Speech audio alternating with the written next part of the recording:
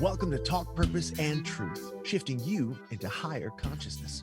A show that elevates, uplifts, and encourages listeners to grow, heal, awaken, and evolve. Eden and Kim include bold topics, interviews with inspiring guests, experts, and celebrities, intuitive readings, channeled messages, mental health awareness, and hot topics to expand your awareness. Tune in for unprecedented truth, authenticity, on-purpose discussions, and magical moments. So can you explain how that was for you? Yeah, and the way that I'm looking at these experiments is often, how can I apply this in my normal sort of 3D life? How can I apply this to entrepreneurship? I'm coaching a lot of entrepreneurs. And one thing that I hear is, I don't have enough time, or I feel like I'm so busy, I wish there were more hours in the day. And I thought, okay, I had heard that various people are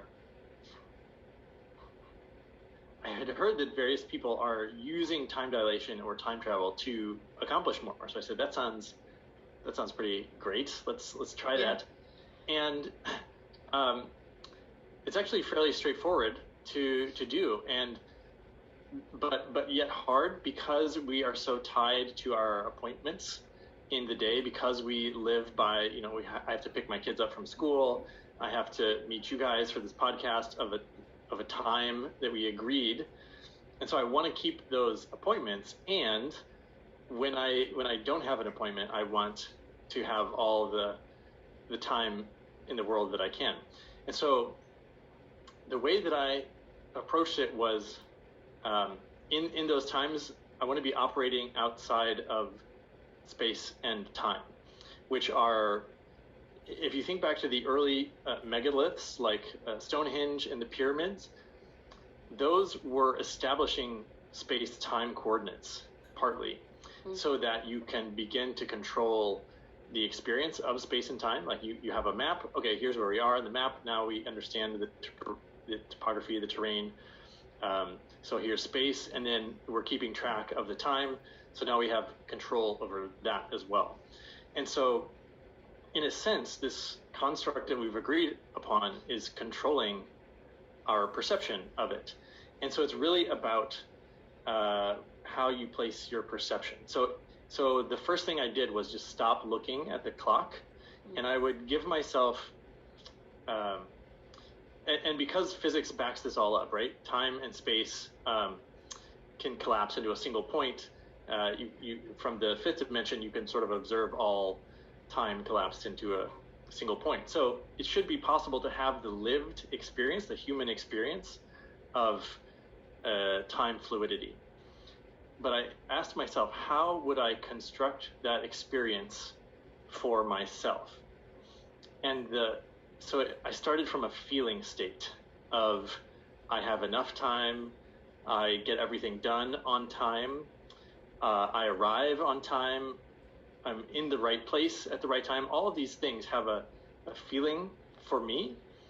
And so I practiced that feeling of what it's like to have that. It's a feeling of, when you wrap up a project, and you're like, oh, great, I got it done in time. That's great. So there's this, it's almost a feeling of achievement in some way, of just like ease and flow with the universe. And then so I would do activities. I would go to the gym and say, okay, I want all the time. I want to do a 3-hour workout, but I only have an hour before dinner, and I want time to expand for me to have my full workout so I can get it done.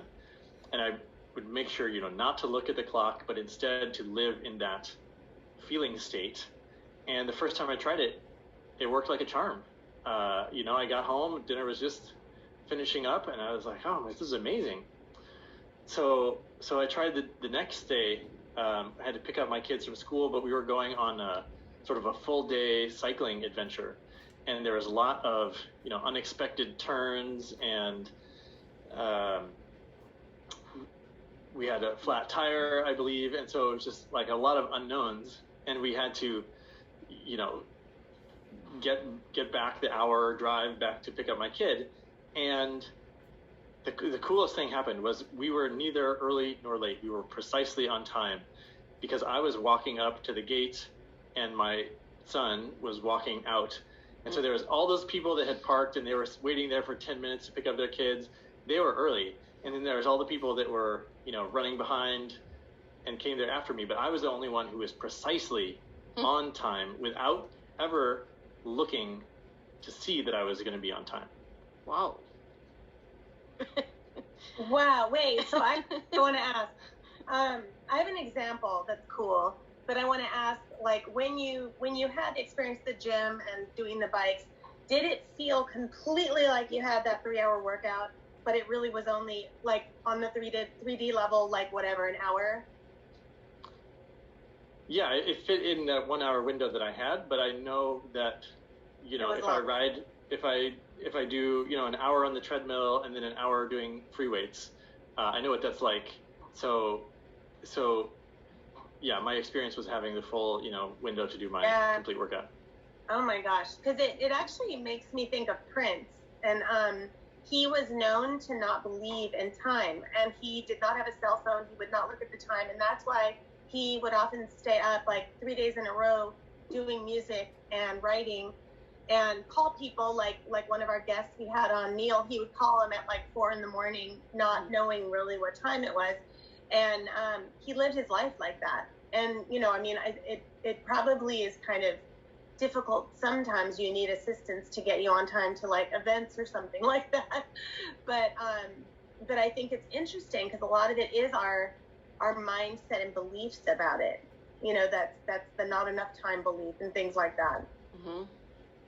And as you say that, there's all kinds of other constructs that we sort of buy into collectively, which aren't necessarily facts of physics, or they're just like, we all sort of agree that we should be doing this. I'm trying to think of an example, like any like language, or the fact that we live in a democracy and that's how things should be, like whatever it is, there's just, it's the sea that we're swimming in, and time could be the same way. Yeah, it's so weird because on my phone in front of me, it keeps popping up, time sensitive, talk purpose and truth today at 1 o'clock, and it keeps flashing. I'm like, I've never seen that. Like, okay, time sensitive.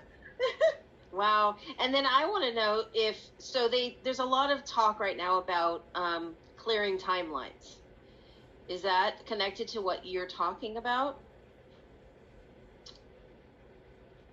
This is wading into territory that is a little unwieldy for me to understand. Yeah. But as I understand it, there's multiple parallel timelines happening, and they're sort of based on, there's like 3 most probable timelines, and sort of like the infinite nature of timelines sort of collapses into these 3 probable ones, and that if you get on one that essentially ends with like the species being extinct, that timeline would be considered a failed timeline, and that we would sort of redirect into a timeline that if we're still alive, where we're not experiencing a failed timeline. So I don't know how to explain it as well. Yeah, it's a hard one to explain. Yeah, it can get real deep. I'm sure we could talk 12 hours straight, which would it really be 12 hours? Well, I mean, according to the construct, source and the higher powers and all that, there's no time on the other side. It's all linear. So there's that too. And I think it's our ego that needs to be on time here. There's no ego there. So, okay. Deep conversation that we don't have time for. Okay, well, I'm going to ask you something that it's at a whole different level here. So another one of the modalities that I thought was interesting, and Kim's like, no, we shouldn't talk about this, but I'm doing it. For is all I'm saying, not because of it. But the one I picked is Tantric Sexuality. Can you explain what that is? Yeah, and luckily I have. This is so funny. My wife Heidi, that's our connection. She's cousins with Jackie, who, Kim, you know. And so when I was manifesting my partner, when I was sort of working on who I was going to call into my life after my divorce, I specified someone that like could teach me things sexually, that was like sexually knowledgeable in a sense. And so this is so funny, because so then Heidi she had her list of things that she wanted to manifest in a partner, and it was like, you know, will be a good husband, will be adventurous, or, you know, like basically all the things that I am. And so when we ended up meeting, she was like, I manifested you. I was like, yeah, I manifested you. And so the one thing that's coming up for me to mention here is, so she's almost leading the way on a lot of this stuff in terms of her knowledge and experience. But she did something for me, or she told me about something that she has done for me ever since we met, which was, it touched me very deeply. And when we orgasmed together, she said this was like just a few months ago. She said, you know that I'm sending out your deepest desires to the universe to manifest them, and I'm using the power of orgasm to call what you want into existence. And I was like, holy shit. That's like the nicest thing you could ever do for somebody, is just like make their dreams come true through sex. And she never said, I'm doing this for you until years later. But she's like, I've been doing it the whole time, every time we have sex. And it just blew me away. You know, that's like, that's next level magic, but it's also such caring, and it meant a lot to me. Yeah, that's cool. That's what Monique was on our show, Monique Holm, and she was telling us her and her husband yell out what they want during orgasms. Remember? They'll be like, manifest $1 million. Yeah. It's tough to remember sometimes. Right? So you're supposed to be. Moment, you're like. Okay, so that's something that anybody could do, or is she just special in that way? Yeah, I wasn't aware that you could sort of harness the power of orgasm, but orgasms open a portal essentially, and then you can do stuff when you have an open portal. Well, the same hormonal chemicals that come up from orgasm also are found when breastfeeding and meeting in women's circles. So I guess you could probably do the same thing if you're doing those things, which you would only be able to do the orgasms, Derek. That's cool about the in women's circle. That's something I had heard before. Yeah. So it's oxytocin. Oxytocin is produced, and I'm sure there's like probably other things, not just women's, but that's what I've known about it. And then what about the one, the Inner Smile Technique? What is that? Yeah, this is a fairly new one, which is super simple to practice. I think it takes 5 minutes. This is a Taoist technique that I learned from Tyler Ellison, and it's a way of building chi in the body, so strengthening the biological system. When you have strong chi built up, you can do stronger astral projection, or you can have more stable lucid dreams, or there's any number of things, or it can help fight off an infection. And I really like this Inner Smile technique because I was trying to do something like that before I learned the technique. I was trying to just look at everything with sort of a joyful appreciation for it, whether it's my garden or this computer or whatever it is, just sort of having a sort of permeating gratitude for whatever it was that was right in front of me. And the Inner Smile technique is sort of, you look inside of your own body and you sort of say, thank you to each organ. So starting at the top and working your way down, the digestive tract, the nervous system, and then all the other supporting organs, the kidneys and the spleen and the adrenals and all those things. And, doing some visualizations like warm honey, and you can actually I can feel, if I'm focusing my attention on the adrenals, for example, and I am just sending them love and appreciation, and that warm honey sensation, like I didn't have the skill before to sort of pick out my internal organs and what they felt like individually, and it's still kind of hard for me to do, but with this I can sort of feel each one becoming healthier and more relaxed and just optimal functioning. And it's just such a lovely practice to take care of your body by giving each organ gratitude one at a time. Oh, I really like that. Me too. Eden, when I come over tomorrow, we'll practice. Yes. It sounds like you have tried this before. Similar. I not that exact way of doing it, so I like that. Yeah. Yeah. I've just heard of doing like the Buddhist monks say, to do breathing and smiling like regularly. Just breathe and smile, and it really helps you kind of get back into that inner peace place, no matter what's going on around you. Yeah. Well, we'll have to try the other, all of it. The other one too. You and I. not the Tantric Sexuality. That's what I'm talking about. I'm kidding, everyone. I'm kidding. Okay. In the women's circle way. We're making him choke. Okay, so with all that you do, what feels the most truthful and on purpose for you? That's a good question.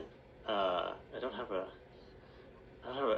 easy answer for you, but I'm by nature sort of endlessly curious, and so I've set things up for myself in a way where, obviously I've done 57, or I think we're 58 experiments now, and some of them I just try, I put 10 hours into them, and I'm like, oh, that was interesting, and I sort of let them go.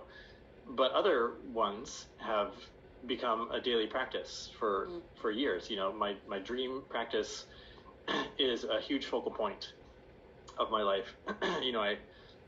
Every night I'm setting up my dream time. Every morning I'm writing down and analyzing them, and I'm using dream time for a purpose, whether that's to practice manifestation or gain business insights or, process different things.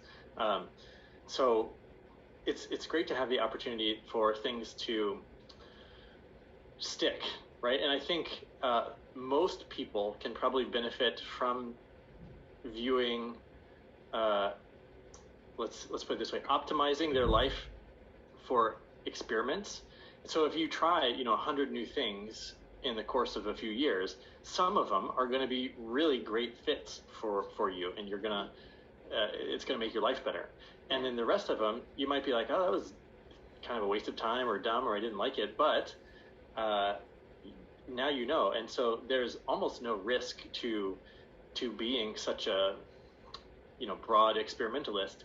And when you find something like me with Dreamtime, for example, and then you can devote years or decades to a practice and become a master, then you have a totally different type of opportunity. The opportunity of the master is to experience something that almost no one will get to. When you become, top 1% or 0.01% in the world, there is a whole realm of experiences available to you on that as well. Mm. Right. Yeah. Yeah, what I love too is that you are on purpose, in that you seem like you love everything you do, which is hard to say for most people. The cool thing is, I always try to tell people, it is possible, you just have to kind of work on eliminating and lessening things that aren't 100% for you, and keep on you can get to where you love everything you do. And so with that, what about like outside of the stuff that you do for your purpose, your career, just on the side for letting go and fun and your kids, that kind of thing? What really makes you feel on fire, on purpose, that kind of thing, with passion? Well, being the best dad is really important to me, and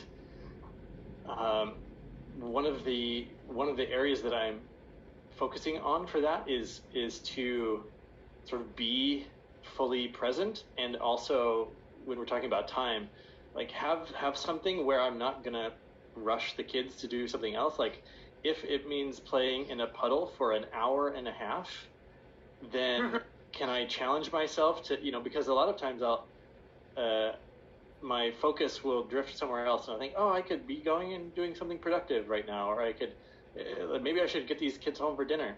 And just, this happened last week. We had a thunderstorm, and we spent an hour at least on this puddle, and I was really tempted to take them home, and then we spent another hour blowing dandelions, and being right there with them and being present and playing in the puddle and blowing the dandelions is kind of it's a challenge for me to have that focus, and it's such a gift to be fully present with someone for so long and just let them direct how things are going to be. So yeah, I really got a lot out of that, and I get a lot out of we do different types of storytelling together. We do what could be like improv storytelling, where we're acting out stories, and we do dance storytelling, where we'll play some dance music and then tell a story about the dance and then become the animals or the characters, which is really fun. And then we do a series of stories, like a multi-part series stories at bedtime. So we always like get to a point where it's like, okay, to be continued, and we bring in characters, and we do the sound effects, and it's that's really a blast. So how many? 3 and 5. Aww. Yeah. So fun ages.